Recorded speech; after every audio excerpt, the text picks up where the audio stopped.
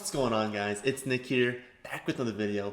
Today's video, we're going to answer some questions you guys submitted on the website in the comment section, as well as closing with some of the best and worst wide receiver cornerback matchups. You guys have said that's one of your favorite segments, and so I am going to make sure that on each one of these videos, it is at the end of it. So we'll do questions first, and then wide receiver cornerback matchups at the end. Remember, that means that you need to stay on top of the news yourself. But as long as you check Twitter, check Roto World, Sleeper, etc., you're going to be fine. Make sure you're up to date on the latest news on Saturday night and Sunday morning. So let's get things started off as usual with the stat of the day. Yesterday's stat was which quarterback ranks last this season in expected completion percentage. Baker Mayfield is the correct answer, and David Atherton was the first to get that one right. Today's stat. John Hightower actually leads the league in air yards over the last 3 weeks, but who ranks second? All right, let's go over some questions. And first up, do I think Chase Edmonds will take over the starting role when Drake comes back? I don't think anyone can know this for sure. I think a lot depends on one, how long Drake does end up being out, and then two, of course, how Chase Edmonds performs while he's out. But if we look at last season, we know that they aren't afraid to completely go away from a running back following an injury. David Johnson, he wasn't horrible before he suffered the ankle injury. Like, he wasn't, just fantastic, but he wasn't doing extraordinarily bad. He was doing solid. But then we see Chase step in and replace him, and he goes off like 150 all-purpose yards, the 3 touchdowns, does great. Unfortunately, he suffers the hamstring injury, which bumps him out. So then they trade for Kenyon Drake, and they used him for the rest of the season. Even when David Johnson was healthy to come back, they just leaned on Drake. So we have seen Cliff have an injury to running back, and then bring in a new guy and just be like, you know what, this guy's performing really well. I'm going to use him the rest of the season, even when this other one comes back. And we need to remember that Kenyon Drake does have a little bit of ligament damage to his ankle, and that doesn't just go away easily. It's going to be a few weeks at least, and he's not going to be 100% when he returns. Ultimately, though, I do not believe we can know for sure. I think that Chase fits the offense better, and I think he's going to do really, really well. So if you ask me what's more likely, I do think the most likely scenario is that at a bare minimum, Chase sees a bump when Drake comes back. So I don't think the most likely scenario is that when Drake is healthy to return, he doesn't play at all. But I think it's very likely that Chase will do so well when he's the starter that when Drake comes back, Chase is still going to have a larger role than he did to start this season. Will it be the featured back? Probably not. But will it be enough to use in fantasy? I think so. Regardless, while Drake's out, Edmonds is going to crush, and so we still really want him on our teams. The second part of that same question is a start-sit, and so he asked, he's got Singletary, Scotty Miller, and Hunter Renfrow. Who does he start, basically? Now, I don't know the scoring format, but I'm, for this, going to assume half PPR. Seems kind of safe. I really just don't like Singletary, so not him. Then it'd be between Scotty Miller and Hunter Renfrow, and I would lean Scotty Miller. Godwin is going to be out this week, so Miller should get plenty of opportunity. We know that Antonio Brown isn't playing yet, so this is basically the last week for Scotty Miller, and he's been solid. Like, when Scotty Miller is healthy, because he had the 1 week where he's kind of banged up, when he's healthy, when he's out there, and when they don't have Godwin, don't have AB, he's been pretty good in this offense, and they're going to score a decent amount of points, so I do like Scotty Miller. You could play Renfrow, but there's also concern about the weather in that game, and then I also think about, even when there's no weather concerns, I always lean ceiling, and Hunter Renfrow doesn't really have that large of a volume ceiling, whereas we could see Scotty Miller have, 6 for 100 and a touchdown.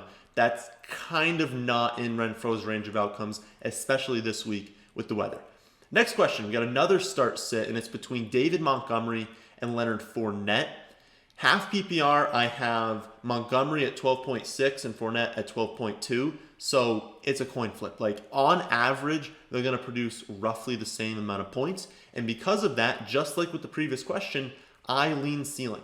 David Montgomery has been over 90 rushing yards twice in his career, And despite all of these receptions we see him get, he's been over 40 receiving yards once. And he's also on the Bears. So he only has 2 touchdowns through 7 weeks. And if you look at this week, he faces the Saints. You know, they've allowed the 8th fewest fantasy points to opposing running backs. They rank 4th in both rush defense DVOA and yards per carry allowed. We know what David Montgomery is. He's a pure volume back with absolutely no ceiling. He's going to get you a bunch of touches. He has a relatively high floor for running back because he's the only one they got. He's going to play 80% of the snaps. He's going to get all the goal lines. So if they score a rushing touchdown, it's him. If they're throwing to running backs, it's usually him. And so you're going to get points. And so if you just need secure points, you go with Montgomery. But if you want upside, which is what I lean towards, I look at Fournette, and who's got, virtually the same projection, but he's on the team projected to score about 10 more points. He's playing with a quarterback who does love to utilize the running back, and we all know that Fournette carries more weekly upside than Montgomery just because of the players they are. Montgomery's not a player who's going to bust off a 70-yard touchdown, and we know Fournette can. So again, I do lean upside when the projections are at least somewhat close, and since they're right next to each other in this one, I'm going with Fournette. The next question is about the Bucs again, and it's about how do I think the Antonio Brown signing is going to impact Godwin and Evans once, Godwin is healthy, once Antonio Brown is playing. How is this going to affect those two? For this week, it's not a concern, obviously, because Godwin is out. AB can't play until week 9, and so Evans is the only outside receiver. Of course, they have Scotty Miller. They've got some of the guys they like, but he should be leaned on. He should have a solid week this week. But Godwin is tentatively expected back in week 9, and that's also when Antonio Brown's going to be added to the wide receiver core. And so what do we see the split being then? We saw last season that Antonio Brown can just step onto the field and make an immediate impact. He's an elite wide receiver, and I do expect him to be an elite wide receiver whenever he's out there this season. As to what that means, well, it's really going to hurt Scotty Miller because he's just not even going to see the field anymore.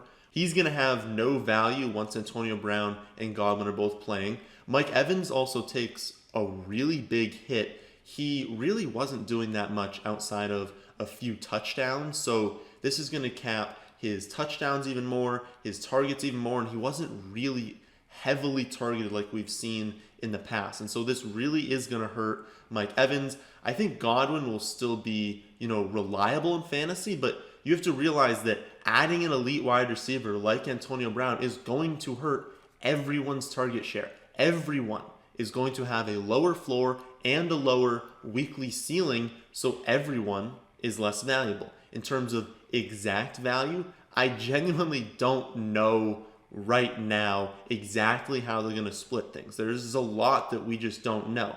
But if we're looking at what we expect to happen, I would think that Antonio Brown and Godwin would still be viable. It would depend a lot on the matchup. Are they playing an elite defense or a soft defense? Because they're still going to score a ton. There's going to be touchdowns to go around. There's going to be yards to go around. And so I think you will be able to rely on Antonio Brown and Godwin pretty much every week. But for Mike Evans, this is going to hurt. There's a very real chance that Mike Evans can be played in the flex in a good matchup, but in a bad matchup, there's a very good chance that you just can't even play him anymore because, again, Antonio Brown is going to be good. He did not see a drop-off when he was playing last season. I don't expect to see a drop-off this season.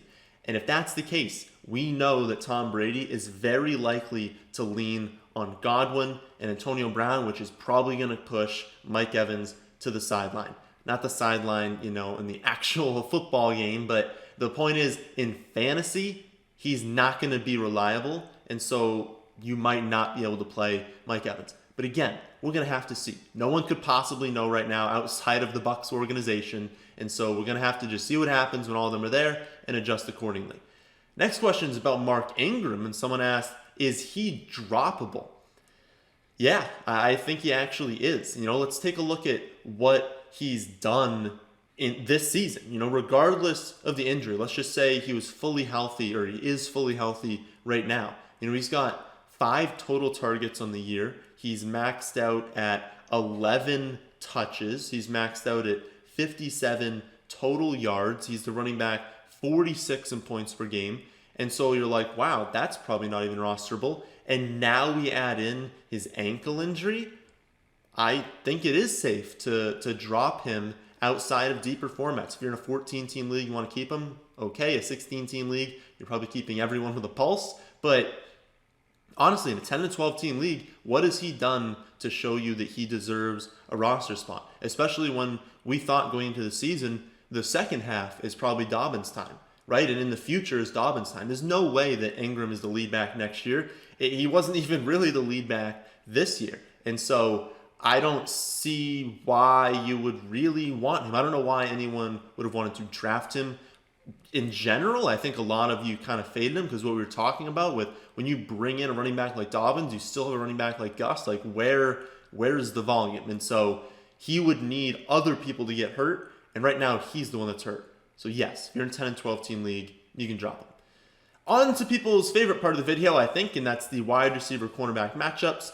First up this week, we have Tyler Boyd. Boyd has seen a few up and down games. I don't want to say down games because Boyd has been relatively consistent, but he's definitely had some spikes, some really, really nice weeks, and then some where you're like, that wasn't that good. The thing is, those performances have been fairly predictable so far. You know, he's crushed the Browns twice, the Eagles, the Jaguars once, and then he struggled against the Ravens, the Colts, the Chargers. You know, the Ravens completely shut down the Bengals offense. It was a little bit predictable. They're a fantastic defense. The Bengals offensive line couldn't really hold up in that game, and so not shocking, Boyd didn't do well. We've got, you know, the Colts, they limit wide receiver production a ton. The Chargers were a fantastic pass defense in Burrow's first game. So all these performances that Boyd didn't play that well in, you should expect him to not play that well.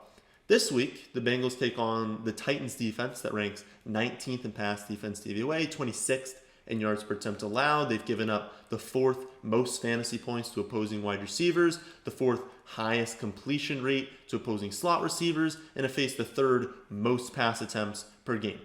That's all awesome, and the Bengals are likely to finish, you know, probably top 3 and maybe even first in pass attempts per game. So we've got a team that loves to throw the ball, that is also down Joe Mixon, so that means they're likely to throw the ball even more than usual against a team that faces a ton of pass attempts, is very bad at defending these pass attempts. You know, this is my favorite game of the week for DFS purposes, for fantasy purposes in general. I think this game is going off. I think a lot of these players are going to have really, really nice weeks. And so given that all these factors are going in favor of the Bengals passing attack, and they're projected to be trailing in the game. I mean, this sets up like another 10 for 120 a touchdown game for Boyd. And so if you've got him, I'd make sure to find a way you put him in the starting lineup.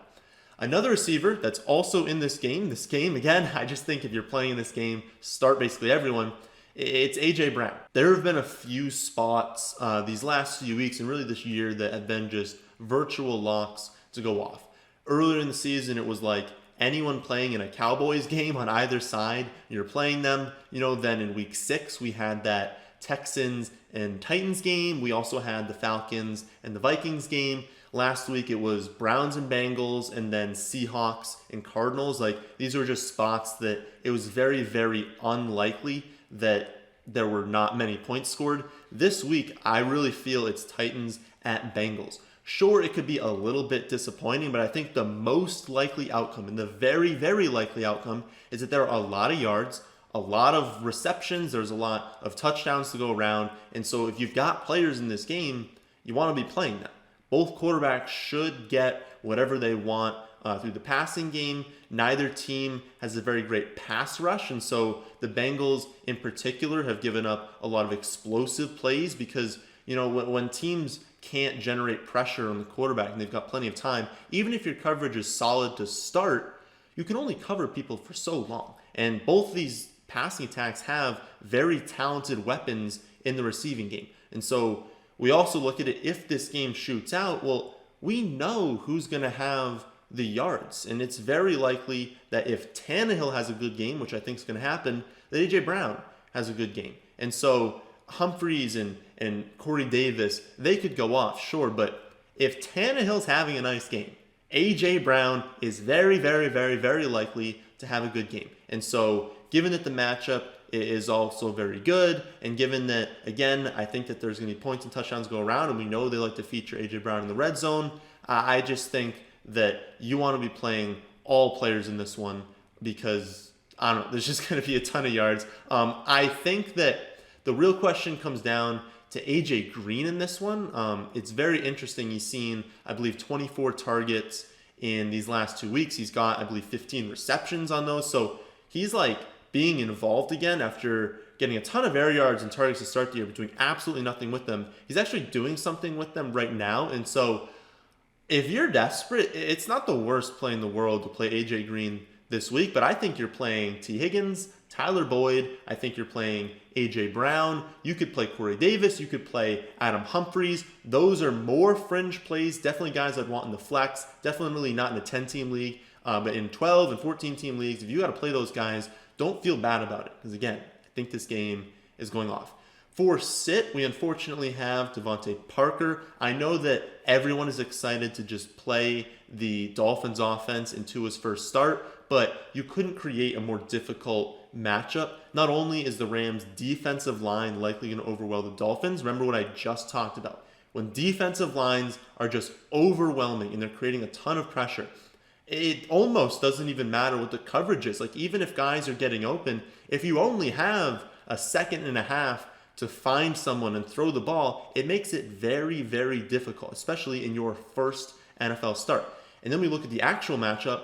Well, Parker's going against Ramsey. Like, this isn't some scrub. This is like the best cornerback in the league. You know, I've listed Diggs, Slayton, McLaurin, and Allen Robinson at this point in this video as fades when they're facing Ramsey. And they've averaged 3.5 receptions for 48 yards and 1 total touchdown amongst all of them on the season when facing this team. So, again, given that this is a brutal matchup and we still think Tua is going to be good, but is he going to be great this week? Probably not. I just think it's a pretty easy fade for Parker, just given there's so much going against him. I would also sit Amari Cooper this week. He'll be shadowed by Darius Slay, and Slay, I would say behind Ramsey, might be the best coverage corner in the league right now, and especially for a guy that shadows. There are a lot of really, really, really good corners in the league, but the vast majority of them do not shadow. Darius Slay is going to shadow Amari Cooper. He's going to take on that matchup, and he has been fantastic. And also, we look at it, okay, maybe if Dak was the quarterback, maybe they can win this matchup. But with Ben DiNucci at quarterback, like, how much confidence do you really have in Cowboys receivers right now? Amari would be the one you have the most confidence in because he is the best. He is the guy that's going to be leaned on. But I would not start any of them. And especially this week, Amari going against Slay, I mean, he is fantastic in coverage. And so I don't see him getting open. And even when he is open, is Ben really going to get him the ball? I don't know. So I would keep him on the bench. So I hope that was helpful for you guys. Remember, you need to pay attention to the news. I do not want you starting players who are out or who are not going to play very many snaps. And I want you to be playing your bench players that were backups, but now there's injuries and you can get them into the starting lineup. So make sure you're paying attention. Remember, it's Sleeper, it's Roto World, it's Twitter. Follow me and Adam Scheffner on Twitter. Especially with COVID, there's definitely a chance that we have a Sunday this year that everything was fine going into the day, and then all of a sudden we have a positive case, all of a sudden the game is canceled. You need to pay attention. So that is the end of this one. Hope you all did enjoy. If you did, then how about hitting that like button, and how about subscribing to the channel if you're new? Thanks for watching.